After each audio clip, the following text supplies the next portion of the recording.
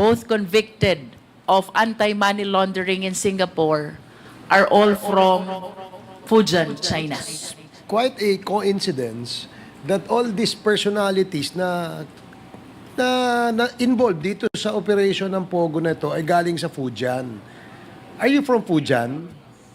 Your Honor, yung dad ko po from Fujian. Ah, okay. Fujian. And I believe po marami din pong negosyante po dito sa atin na galing po doon. Okay. Are you from Fujian? Yung mom ko po, Mr. Chair. Mami mo from Fujian? Yes po. Si Baterna, are you from Tarlac? Okay. Okay. Before we we recognize the next interpolator.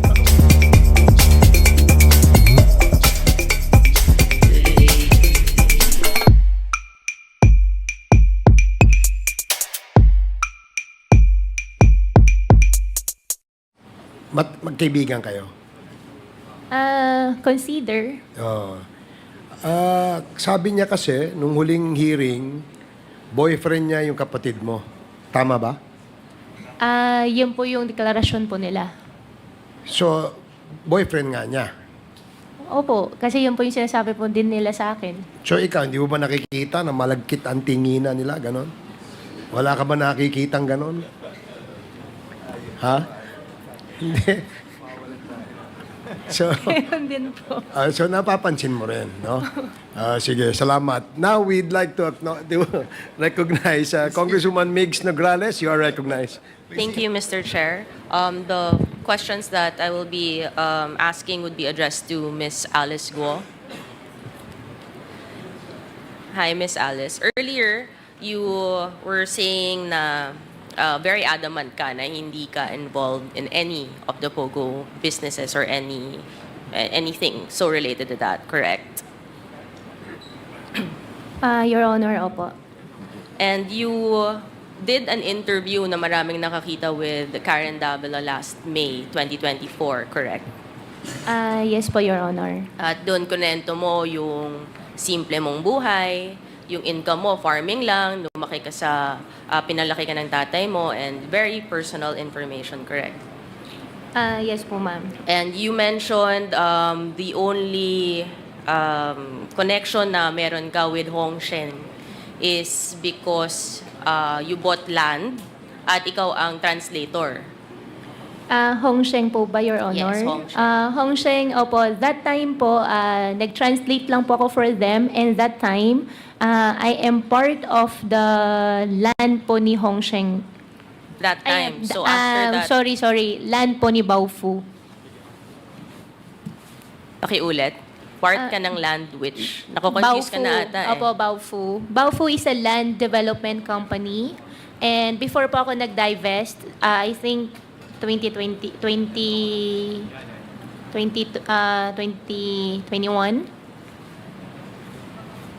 So, yun lang yung sinasabi mong, and you said in this interview that talagang you never entered into any POGO business or relations, correct?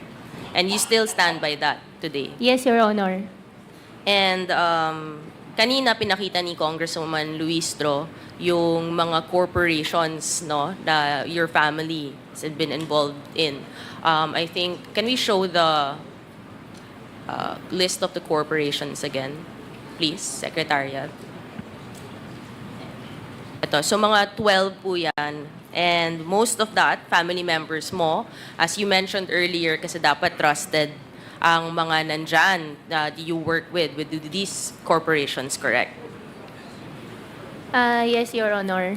So, sa simple mong buhay, sa farming, from 2009 to 2023, you were able to do 12 corporations, build 12 corporations. Your Honor, yung iba po dyan ay hindi operating. Yung iba naman po dyan nag-start 2010, 2009 pala, to be exact, si QJJ Farm. So from 2009 pa po yan at hindi po siya lahat operating po, Your Honor. Okay, you mentioned QJJ Farm. Ito yung pig farm mo. And 2009, you incorporated this kasama ng mga pamilya mo, correct? For the company po, Your Honor, I'm so sorry. I invoke my right against self-incrimination because I have 8 pending cases po on the court, including AMLAC. Pakita na lang natin yung list na lang ng incorporators of QJJ Farm. This is a public document anyway. Secretariat, can we please show? So this is you, a certain Sheila Guo, certain Semen Guo, which is Wesley Guo. Tama po ba?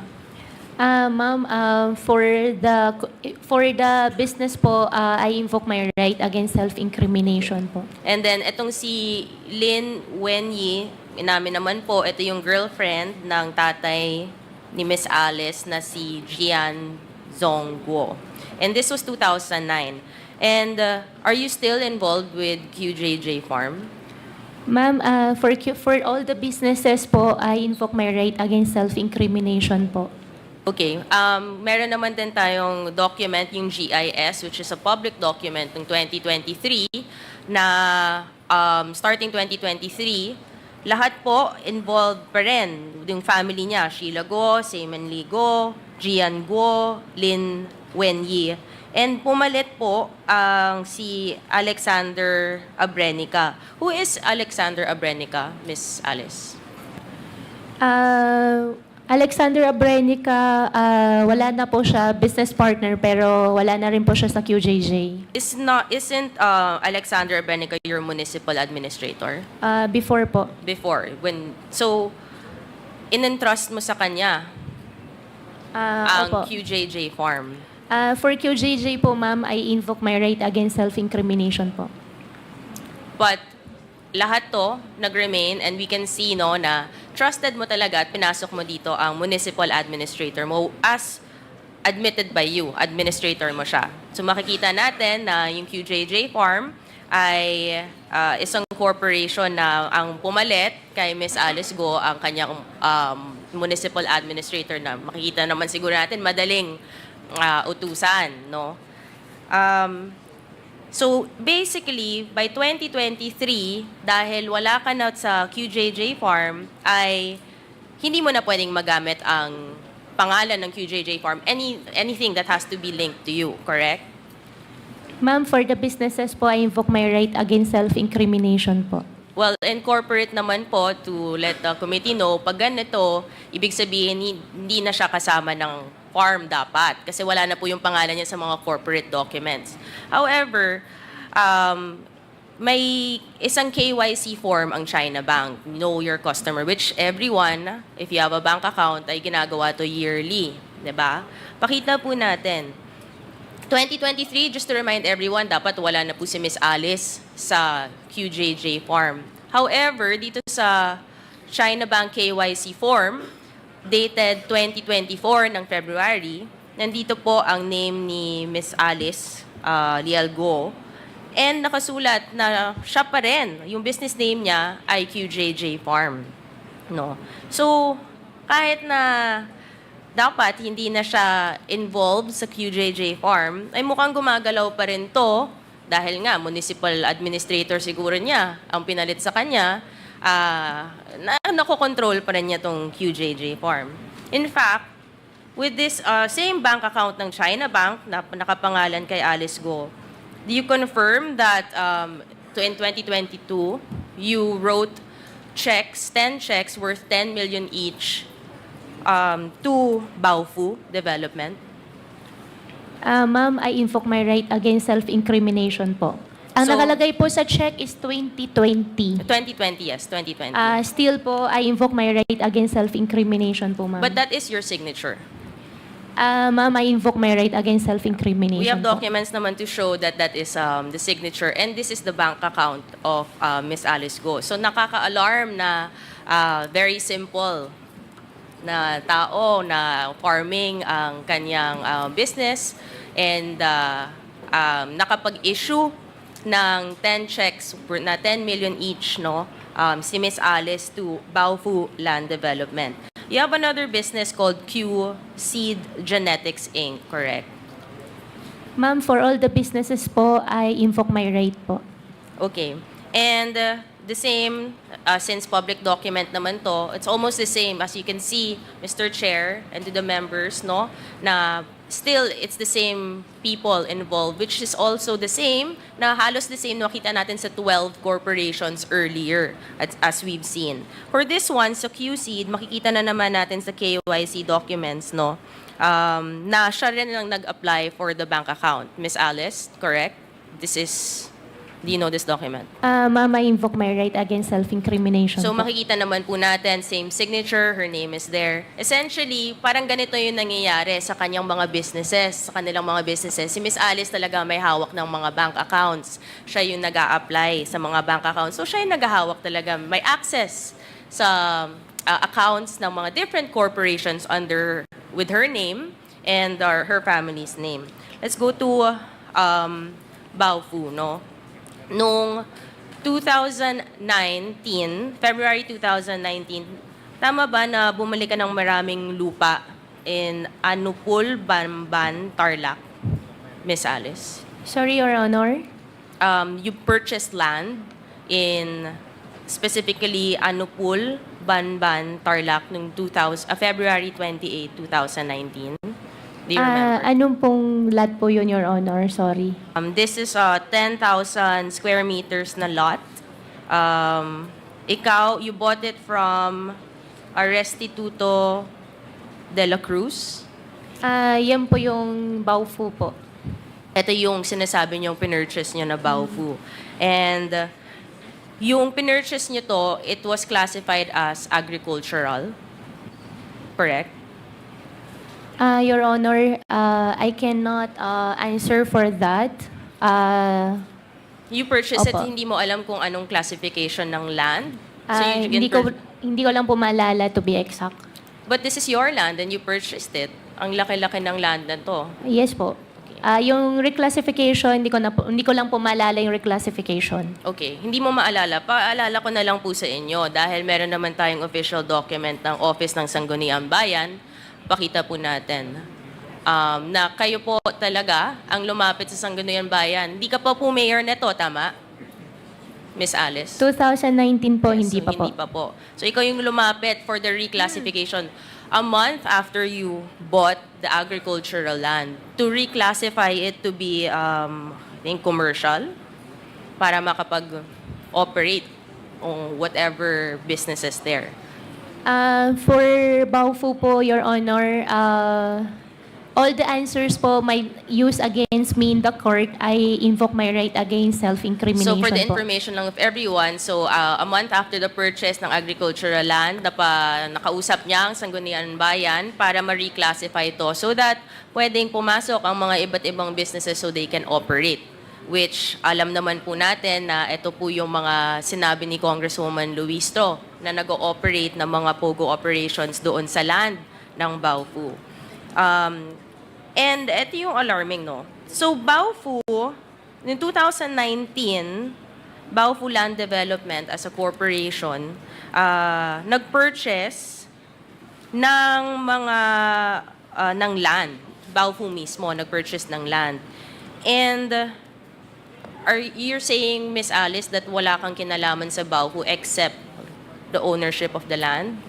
Ma'am, Your Honor, regarding Baofu, I invoke my right against self-incrimination po. So I'll show na lang to this committee, to everyone, that we have a deed of sale of Baofu purchasing land noong April 5, 2019.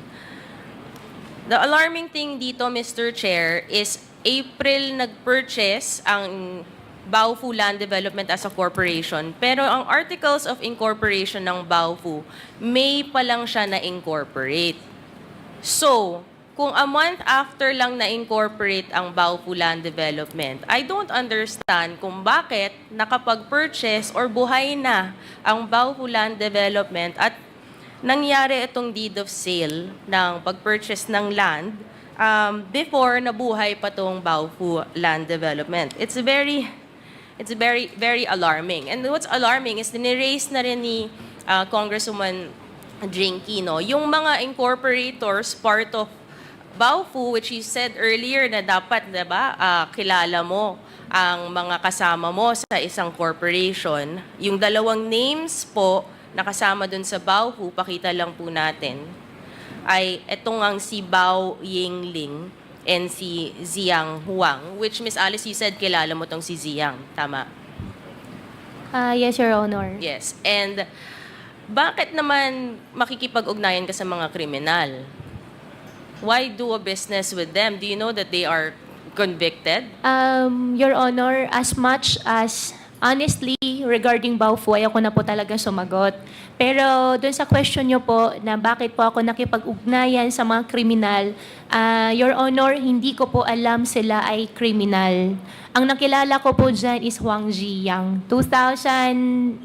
Way back 2017 or 2016. So you did not do any background check? Hindi kayo, wala kang nakikitang news? Nakikita ko, Hindi mo normal nakikita naman. Labas-pasok naman ng bansa. Normal naman, may negosyo po sa Clark. You didn't see anything suspicious of them or what? Nakilala ko po sila na nag-cooperate po sila. Actually, to be exact, isa lang, si Huang Ziyang. Nag-cooperate po siya ng restaurant. So is out of the other incorporators, isa lang kilala mo, and yet earlier you were already saying you only do business and you will enter business with people that you know and are comfortable with and you trust. So kung isa lang, ay ano naman tong iba? Yung dalawa po, ang nag-provide ng pangalan doon sa dalawa is Huang Ziyang. Ang kausap ko po dyan, Your Honor, is only Huang Ziyang. So you basically entered into a corporation na isa lang talaga kilala mo at bahala na tong isa sa kung sino sa ipapasok niya as incorporators. Your Honor, ang kilala ko lang po dyan si Huang Ziyang. So it's very alarming, no? Parang, bakit ka papasok na isang business, hindi mo rin pala kilala yung mga nandyan, tapos biglang magiging kriminal. It's kind of hard to believe also na hindi po alam, Mr. Chair, or walang mga suspicions dyan, or even kung totoo nga na hindi alam, papasok ka ng isang business na hindi mo kakilala yung mga kasama mo.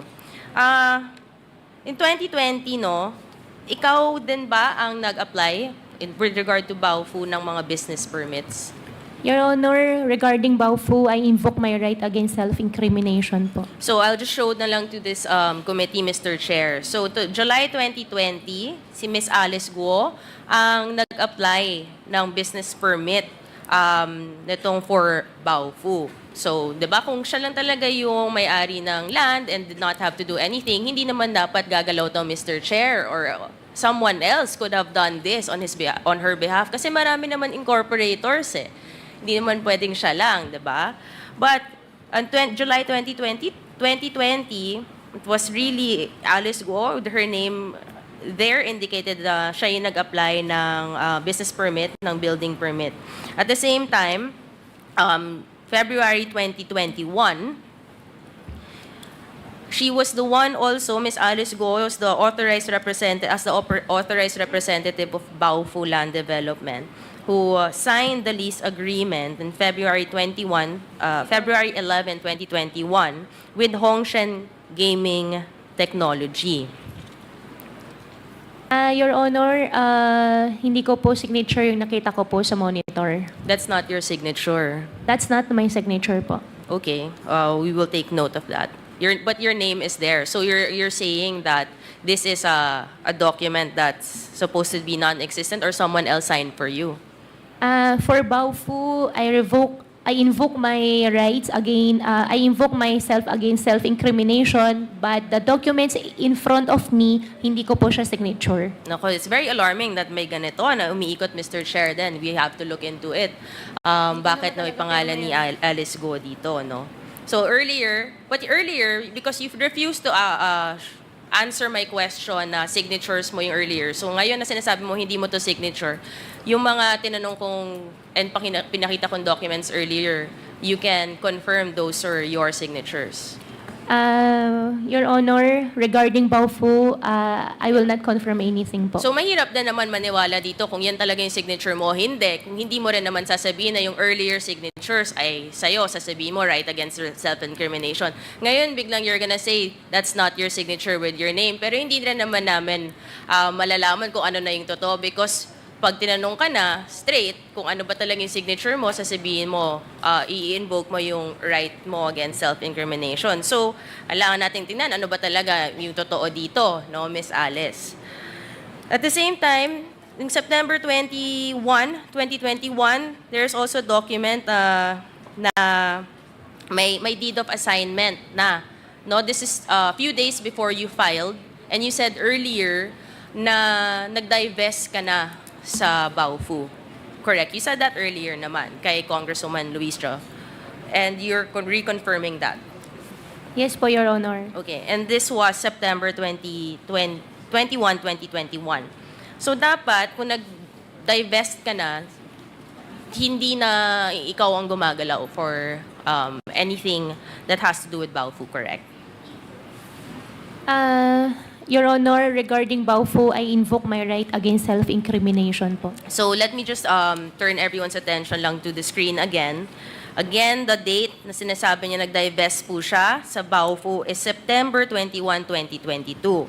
However, merong isang unified application form for business permit 6 days after the supposed divestment named under Ms. Alice Guo on the same land na doon sa Baofu. This is supposedly, wala ka nang kinalaman sa Baofu, Ms. Alice. 6 days after. Tama? Your Honor, tama po. And then, September 28, meron pang building permit na nasa pangalan mo rin. And nakasulat dito, yung owner is Alice Go / Baofu Land Development. So dapat hindi na pangalan mo lumalabas dito, tama? Your Honor, hindi po ako gumawa ng building permit. And I have no idea na yung building permit po, nakalagay pa rin po sa pangalan ko after my divest po. So, are you trying to say someone has been using your name? Your Honor, regarding Baofu, I invoke my right against self-incrimination po. Okay. In October 2021, October 25, 2021, there's also DNR Environmental Compliance Certificate issued by the DNR at nandyan din ang pangalan mo na with Baofu. Your Honor, hindi ko rin po alam kung ba't andyan yung pangalan ko. Well, nakasulat din naman dito na sa sworn accountability statement ng ECC that ikaw talaga ang owner nito. May July 21, 2022 also na building permit on the same, mayor ka na ba nito? July 2022. Mayor na po kayo nito, Miss Alice, no? At kayo pa rin ang nakasulat dito. Mayor na kayo. Kayo naman po nagsasign ng building permit. Hindi niyo po nakita na ang pangalan mo nandyan. Your Honor, hindi po ako nag-sign ng building permit at hindi ko rin po nakita yan. Ngayon ko lang po siya nakita. Ngayon mo lang nakita to. Nandyan yung pangalan mo. Ang dami naman pala nating dokumento pinapakita na nandyan yung pangalan mo at hindi mo po alam. So, ang daming nangyayari pala under your corporations and under people using apparently your name or different signature na hindi natin malalaman dahil ayaw mong sabihin sa amin na lumalabas dito yung mga pangalan mo at hindi nyo po alam. Tama po. Your Honor, regarding Baofu, I invoke my right against self-incrimination po. So it's very alarming, Mr. Chair, no? Parang ang daming nangyayari na may mga gumagalaw na kahit nag-divest na po ng interest or ng shares itong si Miss Alice ay gumagalaw pa rin ng isang corporation with her name. And Mr. Chair, alarming din na ngayon po, sinasabi naman po ni Miss Alice na hindi naman niya alam ano nangyayari. So just to summarize, despite the divestment in September 21, 2021 ni Miss Alice Go, nakapaggalaw under her name ang Baofu, which is the land where all these POGO operators have been found, Mr. Chair, na itong Unified Application Form of Business Permit, September 27, 2021, nandun sa pangalan ni Alice Go na dapat hindi kung nag-divest na po siya. Even September 28, 2021, yung building permit po, Mr. Chair, nandun pa rin yung pangalan niya as the owner of Baofu, pero nag-divest na po daw siya. even the environmental compliance certificate dated October 25, 2021. Nandun pa rin ang pangalan niya kahit nag-divest po siya. Even dun sa sworn accountability statement, nandun nakasulat explicitly, siya din po ang owner. And eto, siya na po yung mayor nung panahon na nag-renew ng business permit ang Baofu. Hindi pa rin niya alam na nandun din yung pangalan niya, siya na po yung mayor doon. At na-renew pa rin yung business permit na ang pangalan niya nandoon as the owner ng Baofu. So, lahat to, Mr. Chair, it's alarming kasi sa mga abogado kasi, meron isang pagdating sa mga pieces of evidence, Mr. Chair, mas mabigat ang documentary evidence kaysa sa testimonial evidence. Dahil mas madali naman talagang mag-imbento, magsinungaling, or gumawa ng kung ano-anong kwento.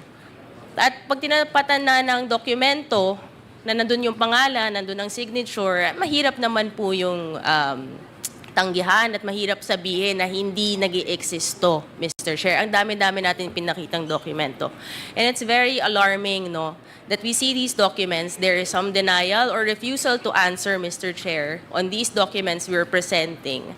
Kasi siguro nakikita natin unting-unti ang katotohanan na Ms. Alice Go really is involved with these POGO operations na kahit sabihin niya in public, nagpa-interview po siya at dito po ay mukhang hindi rin niya tayo sinasagot ng maayos even in the Senate kasi unting-unting napapakita natin ang katotohanan. Ang katanungan ko lang, Mr. Chair, kailan ba talaga sasabi ng totoo itong si Ms. Alice? No? Kasi nakakapagod na niloloko yung tayong Pilipino, niloloko niyo po yung Pilipinas. No? At sana po, sa mga ibang magtatanong sa inyo, magsabi na po kayo ng totoo. Thank you, Mr. Chair. Thank you, Congressman Nograles. Before we proceed with the next interpolator, we'd like to acknowledge the presence of Congresswoman Ana Marie Villarasa Suarez and Honorable Crispin Diego Ping Remulla. So, Mr. Chair, very quick. okay. Just to complete the Congresswoman picture. I just wish to manifest, Mr. Chair, that in the poster showing congratulatory greetings about the first Chinese mayor, this came from businessmen here in Manila who originated from Fujian, China. The second manifestation, Mr. Chair, in the BI records, where Go Waping was described as dependent of her mother, Lin Wenyi, the mother is described as from Fujian, China. Based on research as well, Mr. Chair, the two incorporators by the name Bao Ying Lin and Ru Jin Zhang, both convicted of anti-money laundering in Singapore, are all from Fujian, China. So, I wonder, Mr. Chair, if these are merely coincidences. And I came across my research as well about the Fujian gang.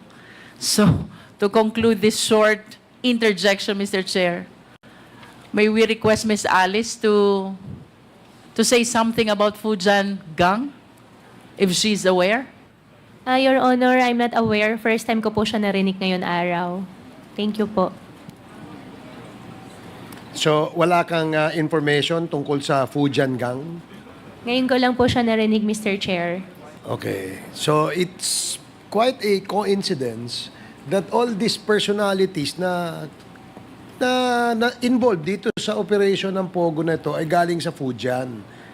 Are you from Fujian? Your Honor, yung dad ko po from Fujian.